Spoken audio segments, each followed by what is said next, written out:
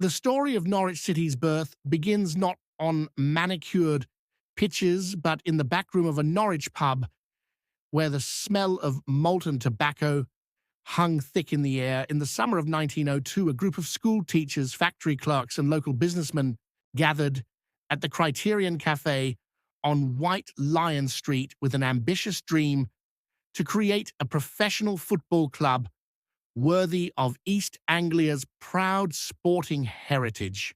They named themselves after the medieval Norwich Cathedral's canaries, a nod to the yellow and green livery worn by the birds kept in its cloisters, though the first kits were actually chocolate brown and light blue made from discounted fabric bought from a failing local draper.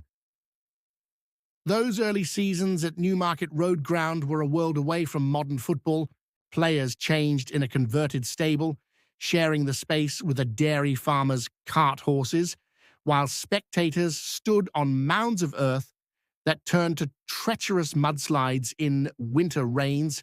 The team, nicknamed the Citizens, was a ragtag mix of schoolmasters, printers from the Gerald's factory, and agricultural workers who could only train by lantern light after harvest work. Their first competitive match in the Norfolk and Suffolk League ended in a 1-0 defeat to Harwich and Parkston. The goal reportedly scored when Norwich's goalkeeper became distracted, arguing with a butcher about his Sunday roast. The turning point came in 1905 with the arrival of John Bowman, a Scottish striker who'd played for Woolwich Arsenal. He brought professional rigor to the amateur squad, insisting on proper training sessions and introducing the revolutionary concept of passing the ball along the ground rather than hoofing it forward. Under his leadership, Norwich won the Norfolk Senior Cup in 1907, defeating Great Yarmouth Town in front of 3,000 fans, a record crowd that overwhelmed the primitive ground's single turnstile, leaving hundreds to climb over fences. Financial troubles nearly ended the dream in 1908 when the Newmarket Road landlord tripled the rent.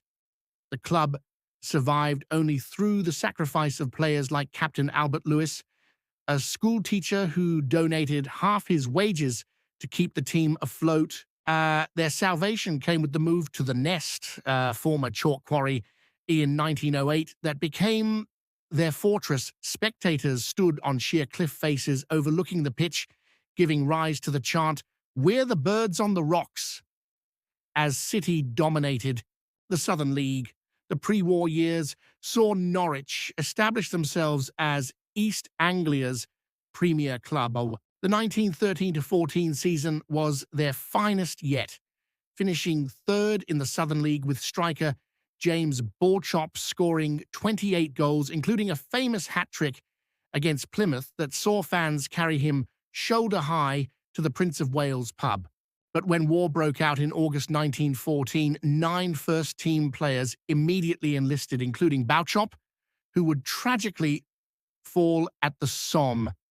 The club's final match before suspension was a 2-hour win over Cardiff City, played to the sound of marching boots from the Norfolk Regiment drilling nearby. By 1914, Norwich City had grown from a pub team to a professional outfit that embodied the spirit of their region: resilient, inventive, and fiercely proud. Their journey from stables to Southern League contenders laid the foundation for what would become one of English football's most beloved clubs.